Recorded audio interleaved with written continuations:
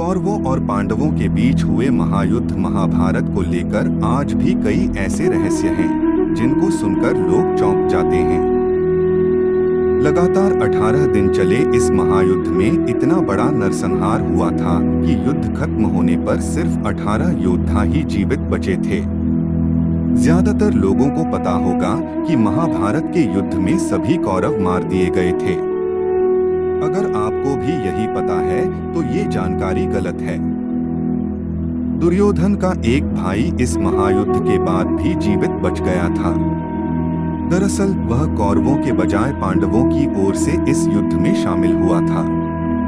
जानते हैं कि ये कौरव योद्धा कौन था, वह पांडवों की ओर से क्यों लड़ा और उसे क्या जिम्मेदारी दी गई थी, आइए जानते हैं। नमस्कार दोस्तों, आप देख रहे हैं भाग्य वचन चैनल को सब्सक्राइब करें, फेसबुक पेज को फॉलो करें और कमेंट बॉक्स में जय श्री कृष्णा लिखे। चलिए शुरू करते हैं आज की प्रस्तुति।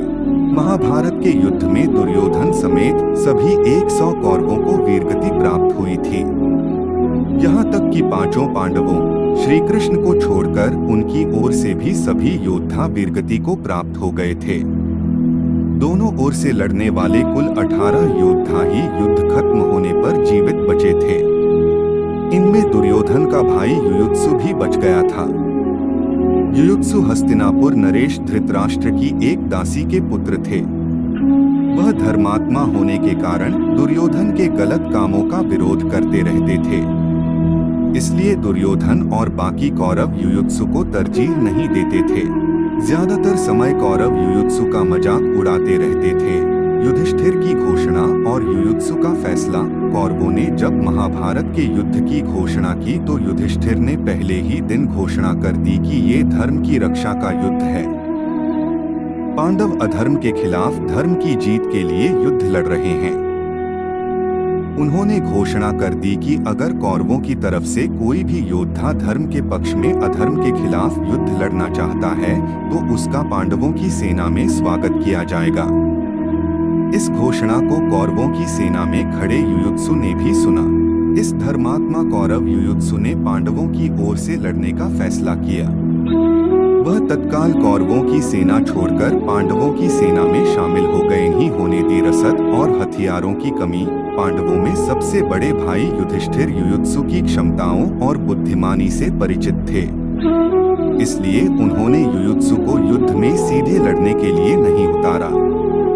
उन्होंने कौरव कुमार युयुत्सु को पांडवों की सेना के लिए हथियारों और रसद की व्यवस्था करने की बड़ी जिम्मेदारी सौंप दी। युयुत्सु ने भी मिले हुए काम को पूरी जिम्मेदारी से निभाया और तमाम अभावों के बीच पांडव सेना के लिए इन दोनों चीजों की युद्ध खत्म होने तक कमी नहीं होने दी। महाभारत का युद्ध खत्म होने के बाद पांडवों को हस्तिनापुर का राजपाट मिला तो युधिष्ठिर ने युयुत्सु को अपना मंत्री बनाया। अंतिम समय तक रहे परीक्षित के संरक्षक दासी पुत्र युयुत्सु ने युधिष्ठिर के लिए ठीक वही भूमिका निभाई जो काका विदुर ने हस्तिनापुर नरेश धृतराष्ट्र के लिए निभाई थी।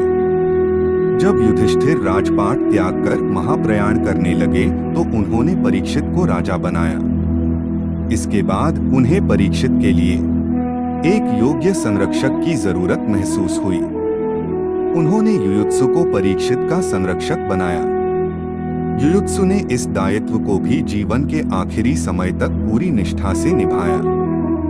यही नहीं, जब गांधारी और धृतराष्ट्र जंगल की भयंकर आग में मृत्यु को प्राप्त हुए तो युयुत्सु ने ही उनका अंतिम संस्कार किया था। ऐसा ही जानकारी प्राप्त करना चाहते हैं तो लाइक शेयर जरूर करें। वीडियो पूरा देखने के लिए धन्यवाद।